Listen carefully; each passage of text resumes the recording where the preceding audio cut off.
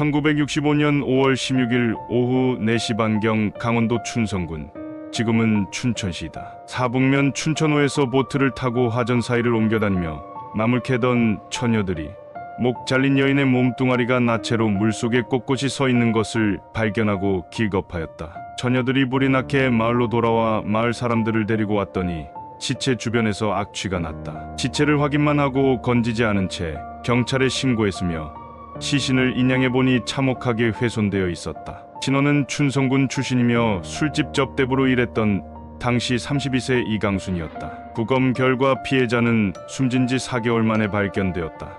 머리가 잘려 있었으며 몸에도 큰 칼질을 한 흔적이 발견되었다.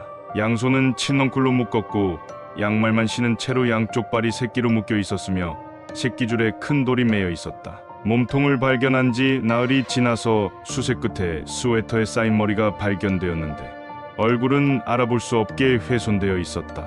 이를 통해 치정이나 원한에 의한 살인이 분명한 것으로 생각하게 되었다. 경찰은 주변 진술을 통해 전 남편, 현재 동거남 3명을 지목하고 전국에 공개 수배하였으나 사실 그 3명 모두 범인이 아니었다. 그 때문에 범죄와 관계없는 남편을 호송하는 해프닝도 있었다고 한다. 진짜 진범이 검거되기 전에 남편은 형사들에게 온갖 수모를 당했다고 한다. 이 사건 이후 살인까지 모자라 시신을 토막내는 끔찍한 토막살인 사건이 최초로 보도되면서 모방범죄가 늘어나기 시작하였다. 1967년 6월 2일 경상남도 창원군에서 머리와 손과 발이 잘린 16, 17세 소년이 발견되었다. 안타깝게도 이 사건은 머리와 손과 발이 없어서 피해자의 신원을 파악하지 못했고 범인을 잡지 못하여 56년이 지난 지금까지도 영구미제 사건이다. 일본에서도 발생하였는데 1967년 11월 6일 제1한국인이었던 23세 한화이가 조센징이라는 멸칭에 격분하여 나이트클럽 호스티스를 죽인 후 토막내어 스미다가와에 버린 혐의로 구속되었다. 1967년 12월 12일 인천에서 돈 문제 시비 끝에 우발적으로 동거한 여인을 과도로 찔러 죽이고 토막내어 종이 상자에 넣었으며 시체가 있는 종이 상자를 홍마루에 둔 것을 수상히 여긴 안집 주인의 신고로 우모 씨의 집에 새들고 있던 35세 박도식이 살인 혐의로 구속되었다.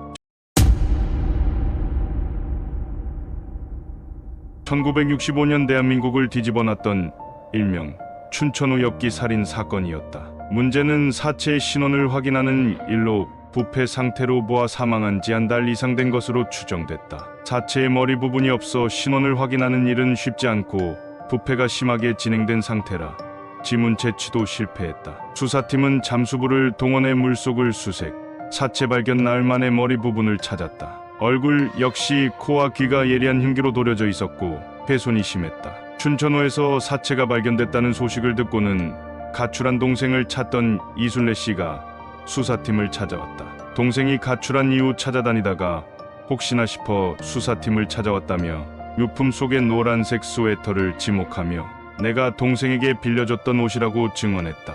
동생의 왼쪽 손목에 문신이 있고 왼쪽 뺨에 검은 반점이 있다는 진술을 확보한 수사팀은 이 씨의 진술과 사체의 특징이 일치한다는 사실을 알아냈다. 수사팀의 조사 결과 50년대 초 결혼에 3남매를 뒀지만 가정불화로 결혼 생활 10여 년 만에 이혼. 전 남편은 이혼 후 교류가 없어 용의자에서 제외됐다. 피해자가 이혼한 후 술집에서 일을 하며 알게 된 동거남이 용의자로 떠올랐다. 이 여인이 동거 중 생활고로 잦은 불화를 겪었으며 이 여인은 평소 이렇게는 못 살겠다, 도망가 버리겠다는 말을 자주 했다고 증언했다. 그 말에 동거남 안 씨가 도망가면 끝까지 쫓아갔어 코와 귀를 도려내 죽여버리겠다는 말을 자주 했다는 증언까지 추가된다. 마치 사체의 상태를 묘사하는 듯한 증언의 수사팀은 동거남을 유력한 용의자로 보고 고향인 남해로 내려갔다는 첩보를 입수하고 형사들을 급파 동거남을 긴급 체포했다. 동거남은 1월 20일경 심하게 싸운 후 혼자 고향으로 내려왔고 그 후 그녀의 행방에 대해서는 아는 바 없다며 범행을 완강히 부인했다. 다행히 이웃 주민이 알리바이 증언으로 벗어날 수 있었다. 미궁에 빠졌던 수사가 중요한 단서를 알게 된다. 피해자가 새들어 살았던 춘천집 주인이 말하기를 안 씨가 고향으로 내려간 사이 이 씨가 야밤에 짐을 꾸리고 집을 나갔다고 증언했다. 수사 과정 중 야밤에 짐을 꾸려 집을 나갔을 때 그 짐을 옮겨준 짐꾼이 나타나 옷가지들을 담은 꿰짝 한 개를 주막에 날라줬다고 증언했다.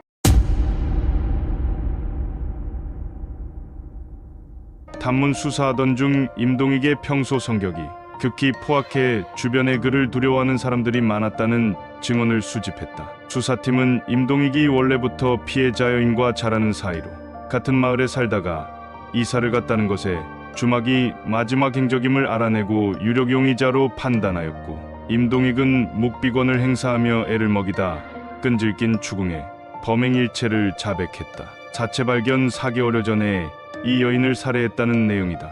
엽기적인 춘천호 목 없는 여인의 토막 사체가 발견된 지 열흘 만의 일이었다.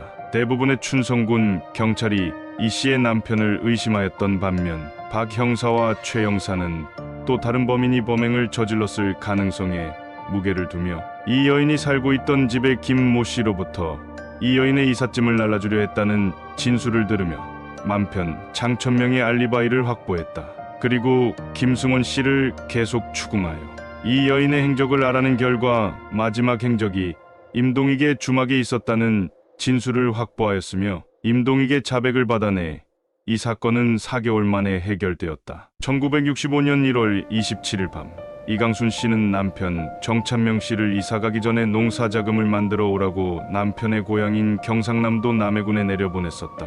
고향으로 간 사이에 피해자는 거주지인 춘성군 지암리에서 이삿짐을 나르기 시작하였으며, 이날 밤 춘천호 일대 날씨는 눈이 내려 밤길이 몹시 차가웠다고 한다. 이강순 씨는 20여리 떨어진 춘성군 사북면 용산리에 있는 김모 씨 집으로 이사가야 하는데 힘이 들어서 한 집에 사는 김모 씨에게 부탁하였으나 거절당하였으며, 혼자 갔다 오는 길에 빈 지게를 지고 있던 최모 씨를 만나 같이 짐을 나르다가 임동익이 있는 주막 앞에서 최 씨를 보냈고, 이강순 씨는 임동익의 주막으로 들어갔다. 주막 안에는 임동익이 혼자 있었으며 처와 딸은 조카 집 결혼식에 보냈다.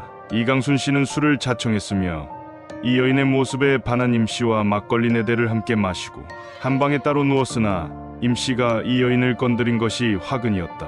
이강순 씨는 임동익의 뺨을 한 대에 후려치고 방 옆 부엌으로 뛰어들어가 식칼을 들고 나와 죽이겠다고 협박하였다. 하지만 임동익은 이불을 들어 이강순 씨를 덮어 씌우고 식칼을 뺏은 다음 이강순 씨와 주막을 같이 나왔다.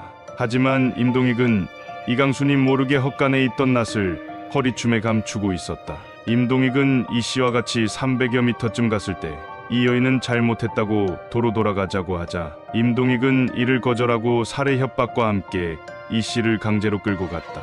눈으로 덮인 춘천호 얼음장 위를 걸어갈 때 임동익은 이 씨를 살려줄 경우 강간미수 혐의로 고발을 당할 것이 뻔하기에 고함을 지르려는 이 씨의 목을 오른손으로 누르고 오른발로 이 씨의 두 발을 누르며 목을 졸라 죽였다. 이 씨를 살해한 임동익, 하지만 그는 여기서 끝이 아니었다. 현장에서 200여m 떨어진 북쪽 산록에서 새끼줄과 칠덩굴을 가져왔으며 낫으로 꽁꽁 얼어있는 옷을 깨부쉈다. 낫으로 이 씨의 코와 귀, 목을 잘라버렸으며 이 여인의 옷을 발가벗기고 음부를 손바닥만큼이나 도려내 물속에 버렸으며 잘린 머리는 이 씨가 입고 있던 스웨터에 싸서 물속에 유기하였다. 여인의 두 손을 칠덩굴로 묶고 두 발을 새끼로 꽁꽁 묶은 다음 어른의 머리만한 돌을 주워와 발을 묶은 새끼줄에 달아매어서 물속에 넣어버렸다. 지신을 유기한 다음은 깨버린 얼음장을 제자리에 덮었으며 피 한 방울도 남기지 않았다.